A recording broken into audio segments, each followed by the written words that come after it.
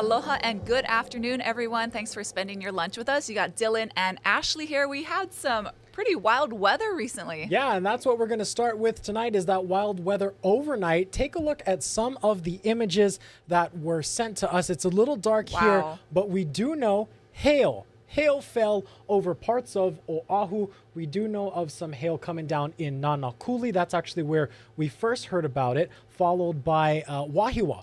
And the people that have been sending us images have sent us videos from it falling in their yard, on their cars. One person even sent us a video, size comparison. They're about the size of quarters right now. So this is some of the wild weather that we have been seeing. This is all due to a front that is moving over the islands. Ash, what was the weather like in your neighborhood? So apparently there was big thunder and lightning last night at like 1 o'clock. I didn't hear it at all. Slept right through it. I slept right through it. My dog must have slept through it because I had no idea about it until this morning. So, well, for us over in Waikele, the flashing actually started around maybe 8 o'clock in the evening. We saw the evening skies lighting up and it got more and more intense. And I would say that probably the most intense of it happened just after midnight, 1 a.m. So wherever you were on Oahu, if you saw some of this, it definitely was widespread, but the good news is the hail was isolated to Nanakuli and Wahiawa. No other reports there. No serious reports of damage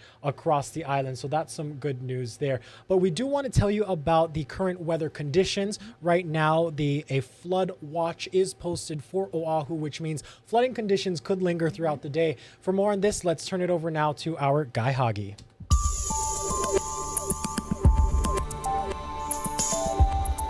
And for more on the wild weather that we've been seeing now, let's bring in our Guy Hagi. Aloha, Guy. Thanks for joining us here today. What are the conditions looking like so far? Okay, the most pressing thing, Dylan, is for us here in Oahu. That's where the National Weather Service has posted this flood watch. And what does that mean? That means that flooding conditions are possible. Not everybody's going to get in on the rain, but if you're on Oahu and you live in a flood-prone area, take precautions for more heavy rain because that big storm system continues to sit over us and there's still some lightning and some thunder firing up. Most of it is out over the ocean right now, but you can see all of this is slowly migrating up to the north, and that means Oahu and some of Maui County could get some flooding conditions. And then for Kauai, they're not out of the line of fire as well. So we are likely to see more flooding rainfall, and that could extend into tonight, maybe even to some extent tomorrow. Yeah, let's talk about that hail that we saw last night. Obviously, the people out in Leeward, Oahu, Nanakuli, the west side, they were caught off guard by this. Was this front expected to bring those conditions? I got to tell you, no, it caught everybody by surprise, including the National Weather Service. We didn't know that was going to happen. We knew that the stormy system and the stormy conditions were over us, but for it to fire up hail and that light show overnight, and which continues this morning, by the way, we didn't see that coming. But we knew that stormy disturbance was there and the slight possibility of that. Now the thing is that there's still a possibility for more heavy rain this afternoon because of all the moisture, because of the light winds, because of the cloud buildup that's expected to happen. So here's what we expect for today, right? We got some thunderstorms out there this morning, right? And then by lunchtime, things are going to settle down just a little bit. But because of the light winds, because of the humid air mass, because of all the moisture, we could see more spotty thunderstorms by this afternoon through tonight. And who knows, Dylan, we might even see another round of hail fire up again. One more question about that hail. We first got reports out of Nanakuli, and then we heard Wahiawa. How widespread was this weather phenomenon last night? It wasn't widespread. Because I live in town, we didn't see any rain whatsoever. I left to come to the station early this morning, but it was totally dry where I was, right? That's in the central Kaimuki area. But then if you just traveled a little bit north, you were swamped, right? So it's going to be like that, right? Some areas not going to get a lot of rain, some areas going to get a lot. So again, the advice is if you live in an area that is flooded before, take precautions and make like it's going to flood again just to be safe. Yeah, perfect. Well, keeping an eye on it all is our awesome Guy Hagi with your first alert forecast. Thanks so much, Guy. Sure.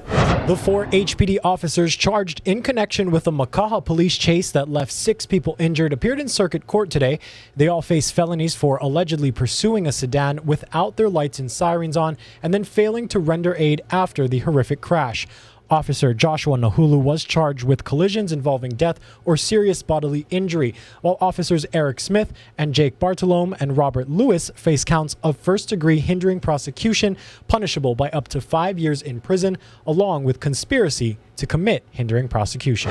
Police have arrested a 38-year-old woman in connection to an apparent shooting in Nanakuli. An attempted murder investigation was launched after the man in his 40s was wounded in the arm yesterday afternoon along Farrington Highway near Hakimo Road. He was hospitalized in serious condition. It happened just before 3:30, and the suspect, Shandy Lee Kabibi, was taken into custody near the scene a couple hours later. An attempted murder charge is pending. Honolulu police have arrested a man who allegedly attacked a person with a machete. Now, the crime happened last Thursday around 11 p.m. on North King Street. Police believe 23-year-old Jarek Ungeni robbed the 37-year-old male and struck him with the weapon. The victim is expected to survive. Ungeni has been charged with attempted murder and robbery. His bail has been set at $500,000. Lori Vallow will not face the death penalty if convicted of murdering her 2 children.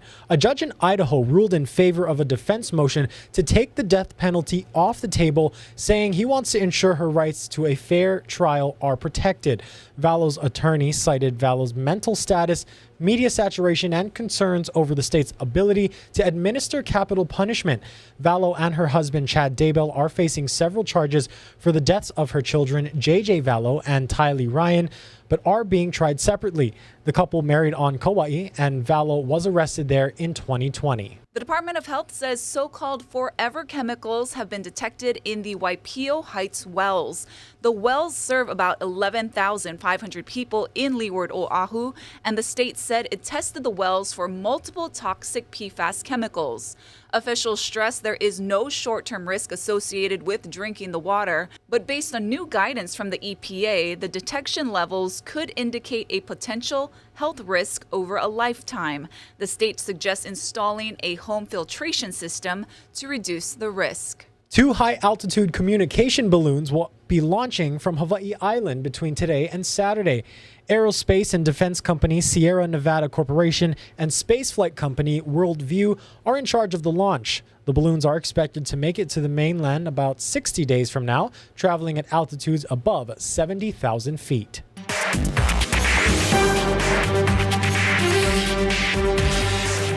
TikTok is facing an existential crisis as its CEO is grilled in Congress over questions about the app's security. Considering it's already in the hands of millions of users, regulating it could be a problem. Mike Valerio has the details. There are more than 150 million Americans who love our platform. TikTok CEO facing U.S. lawmakers for the first time on Capitol Hill in a heated hearing. We do not trust TikTok will ever embrace American values. TikTok has repeatedly chosen the path for more control, more surveillance, and more manipulation. Your platform should be banned. U.S. lawmakers repeating calls for the ban of the video app based on national security concerns about the app's ability to collect data from its users. But TikTok CEO maintains the app doesn't collect any more data than other social media companies. We will firewall protected U.S. data from unwanted foreign access. CEO Shou Chu fighting back, attempting to reassure Congress his company has taken action to resolve fears the Chinese government could gain access to TikTok user data. The bottom line is this: American data stored on American soil by an American company, overseen by American personnel. But in the eyes of some experts, an all-out TikTok ban is unlikely. This app has millions of users. Right? So free speech and all of these other considerations come into play. And that's why I think we're far less likely to get a full ban and more likely to see some kind of potentially middle ground restriction. In Los Angeles, I'm Mike Valerio. A major development in another Trump-related investigation. For more on this, we want to bring in Hawaii News Now's White House correspondent, John Decker. John, what can you tell us about this investigation?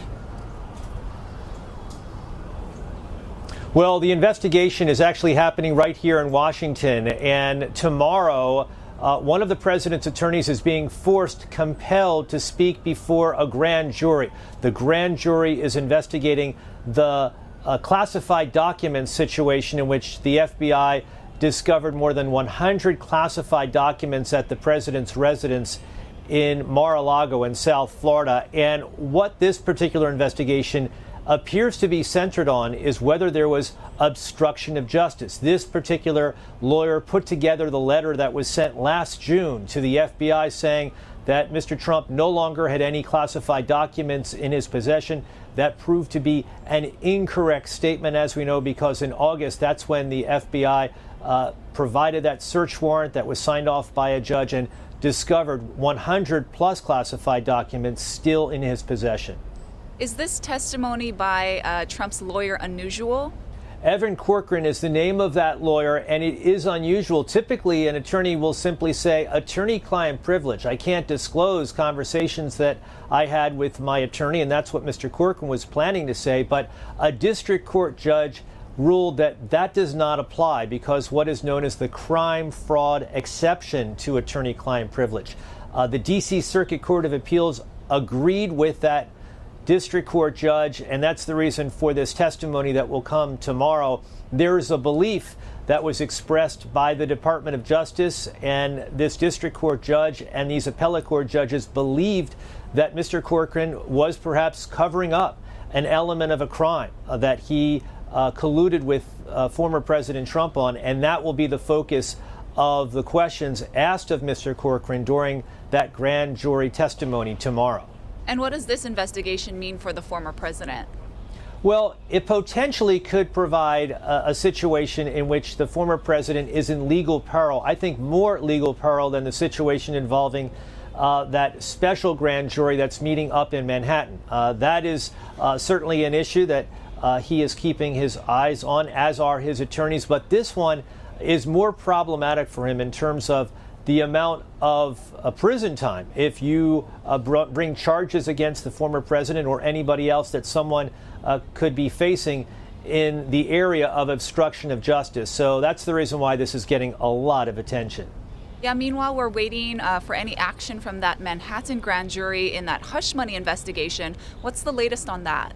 The latest on that is that on Thursdays, this special grand jury does not take up matters related to the Trump investigation. That investigation has to do with those hush money payments to adult film actress Stormy Daniels. This special grand jury has the task of actually looking into several matters at the same time. So on Thursdays, they don't look into matters related to the former president. They will return to the business of that part of their investigation on Monday of next week, and we'll see whether or not they wrap up their work and whether or not there are indictments that are put forward, that are sent up involving the former president. As you know, the former president, in a social media post over the weekend, actually indicated that he believed that this special grand jury was going to indict him on Tuesday of this past week. That didn't happen. I think that's the reason why we're paying so much attention to this situation. Yep, absolutely. And lastly, John, looking ahead to 2024, it appears the feud between Mr. Trump and Florida Governor Ron DeSantis is heating up. Why has Mr. Trump stepped up this criticism of DeSantis? I think it has everything to do, Ashley, with the way that he goes about political campaigns. He goes after his closest competitor in very personal terms. We saw this certainly in 2016 with all the nicknames that he had for all of his opponents. We're seeing that now with Ron DeSantis, who is not yet in the race. But I think once he gets in the race, and that could be in the early part of the summer, I think those personal attacks will increase in earnest from the former president. He wants to try to knock him out of the races as early as possible, even before the Iowa caucuses take place next January. Yeah, it could get ugly. All right, Hawaii News Now's White House correspondent John Decker. Always appreciate the time, John. Today marks 3 years since then Governor David Ige signed a statewide shutdown due to the rising COVID numbers. The order went into effect 2 days later, sending Hawaii into an unmatched era of history. Residents were mandated to work from home and stay home, except for essentials like grocery shopping. A day later, the state's travel quarantine began, shattering the local economy. In the years since, life has largely returned to normal, but reminders of the steps taken to protect public health remain. A recall has been announced for several sauces sold in Hawaii. The products are sold under the Kagome brand and include its Worcestershire, Chuno, and takeout tonkatsu sauces. The Department of Health says the products contain soy, which is not declared on the label, posing an allergy risk. Consumers can return their products to their place of purchase for a refund. Now to an exclusive inside look at the iconic Hawaiian sailing canoe Hokulea. Mahealani Richardson shows us how young navigators are preparing for their next journey around the Pacific, which starts in just 3 months. Even at rest, Hokulea is a marvel to behold. 24-year-old Kaleo Hano Farrant has been sailing with the Polynesian Voyaging Society for 3 years. This cleat needs to be so strong. It's one of the most iconic parts of the canoe. Each part has a name significant to Hokulea's roots and its wayfinding culture. When Hokulea's in the waves, she's like a manu or a bird, sort of diving and coming up again. This is our steering sweep Kauai Nui, named after Herb Kauai Nui Kane, one of the founders of Hokulea. In still waters, there's quite a lot of pressure on the hoi. Today's navigators sail with intention, like early Polynesians who harness the wind to direct them to land. So when we open that back sail, if we're heading one direction and we open sail, we're gonna turn into the wind more because we're being pushed. Being a crew member on Hokulea is grueling and everyone needs sleep. So when crew members are ready, they put down a board and this mattress so they can go to sleep when it's their shift. And they get about, maybe 2 to 4 hours of sleep per shift. Everyone respects each other's space and that you take care of your things. For 12 crew members, provisions must be preserved to last a typical 2-week leg. We have boxes that are day 1, day 2, day 3 boxes that have meals planned out by a lot of aunties. Farrant clearly enjoys sharing Hokulea's story. That seed perhaps planted when he was a Kamehameha 5th grader more than a decade ago, getting a tour from now Hokulea captain Lehua Kamalu. We are going to be influencing the lives of others. We are looking towards the even younger navigators and sailors who are coming after us. And how do we honor that? Picture proof that a new generation of navigators are steering this iconic canoe into the future. Mahealani Richardson, Hawaii News Now. What do you think, Dylan? Could you live on the Hokulea? Absolutely not. Mad respect for them. I do get seasick very easily. Last time I was on a boat at night, I'll just say it wasn't pretty. Yeah, I will say that. What about like those living conditions, like tight quarters and hanging off the canoe to use the bathroom? I like to stay on dry land. What about you? You're a land-based human. Yeah, I am. Yeah, no, I wouldn't be very good either. Yeah. No, but I love like the meals planned out. I think that's cool. I'm not a great camper, so I would be terrible on the canoe as well. Yeah. Oh, love it. Well, let's take you back live outside towards town. As you mentioned, as you heard from Guy at the top of the show, parts of the state are going to see some really crazy weather today, possibly, but nothing like what we're seeing on the mainland. So it confirmed a twister was actually spotted in California, in Southern California. It's the strongest tornado to hit the Los Angeles area since 1983. Isabel Rosales breaks down the latest weather in LA. A pair of rare tornadoes tearing through the Golden State. You just don't think Southern California having a storm like this. One dangerous twister, packing winds estimated up to 110 miles per hour, according to the National Weather Service. The powerful tornado, collapsing roofs, uprooting trees, damaging cars, and sending debris flying into the air. We thought it was an earthquake. They started screaming earthquake, and then the power just went out. At least one person was injured. Typically, with the tornadoes that affect this area, they spin up very rapidly. Unfortunately, sometimes too rapidly to detect or warn for. Weather whiplash. Californians have been welcoming the much-needed heavy rain and snow to combat drought conditions. But now the storms just keep coming. The severe weather threat, not yet over, as the same weather system rolls east, with more than 40 million people in its path. By Friday, the dangerous weather peaks in the south, with heavy rain and flash flooding expected. Tennessee, Louisiana, and Mississippi facing a level 4 out of 5 for potentially strong tornadoes. I'm Isabel Rosales reporting. A lot of devastation going on there. we'll keep them in our minds as we go about this. But we want to shift gears now as we wind down today's show to some good news. We always like to end the show on a feel-good note here. So we actually have a really cute story about some veterans and how some live animals, some ducks, are helping with their therapy. Ducks. Here's that story. Hi there, Ducky. How are you? There's two, Caramel and Peepers. I did the military from 2003 to 2013, joined the Navy, and then I joined the Army. Well, we got mortared and rocketed pretty much every day. And thank you for your service. My name is Jeremy. Thank you for yours. PTSD is kind of a thorn in a person's side. And I've been struggling with work, and I believe that this is my calling to share my love with animals with other people. Oh, we started out with chickens. My fiance wanted ducks, and we saw ducks at the store, and then we started raising them, and then Oh my goodness. a couple ducks grew into about almost 30 now. Precious. It's kind of like emotional support. So I figured, you know, just go around to different nursing homes and just kind of share them with the residents. Thank you for bringing them in. It's therapeutic for them, and it's also therapeutic for me. You can pet them. May I? Yeah, sure. Oh, I like animals. And they're my buddies. Yeah. I was brought up on a farm. He's so pretty. I had a little duck once. I got a feather. And I really enjoy them. I say goodbye. Well, one of those ducks kept pecking at my left hand. I guess she thought that there was something to eat there. So you were with 6th Fleet? Yeah, you know, we try to remember all of our veterans. Yeah, I was in the Navy, 4 years active.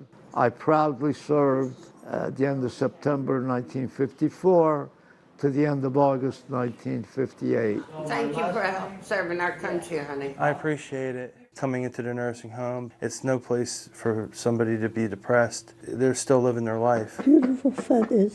As long as I'm alive, I'm definitely going to keep on doing this and serving my country. Thank you, sir. Yeah, thanks a lot. I enjoyed that. No problem. How adorable was that? Yeah. Animals truly help heal in ways that things just can't. I mean, they touch the heart in amazing definitely, ways. cuter than comfort chickens, as he mentioned. Yeah. Yes. I think we need a newsroom duck as our therapy animal. Or a dog. We've had dogs here before. We have. Super cute. Let's check out some other talkers of the day here. We're going to look towards some travel news. The TSA has officially come out and said peanut butter is a liquid. That means you aren't allowed to bring it in large containers onto your planes. The TSA explained its ruling in a Twitter this week. It defines a liquid as something with no definite shape that takes the shape of its container. The agency says peanut butter fits this definition, so therefore it must be in a 3.4-ounce container to pass through security. The post generated a flood of likes and responses, with many pushing back on the TSA rule. Controversial. I mean, let me just take a bite of it, show you it's nothing dangerous to be worried about here. I have an allergy, so I don't care. But I have had my lilikoi jelly confiscated before. They got to stop confiscating stuff, guys. I heard Zippy's chili counts as a liquid. Just prove that it's nothing dangerous. Just take a bite. Say, hey, you want some? Maybe they'll let you go through. We're going to end today with more look at some of the severe weather that we've had. Again, Nanakuli, Wahiawa, all reporting hail last night. This was some of the viewer images sent to us. So wherever you are here on Oahu or across the state, be sure to keep an eye out for the conditions in your neighborhood and send us your pictures and videos. Have a great day, everyone. Aloha.